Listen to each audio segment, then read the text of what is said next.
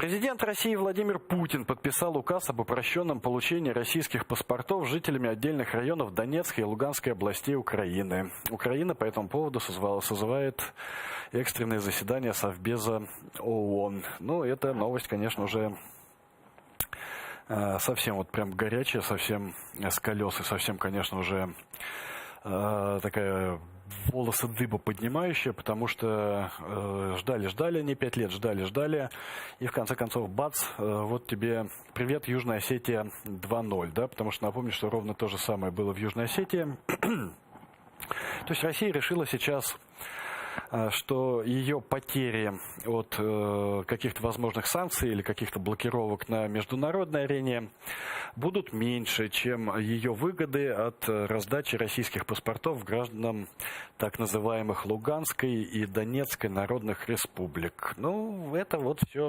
все к тому же, все к попытке ловить рыбку в мутной воде во время хаоса.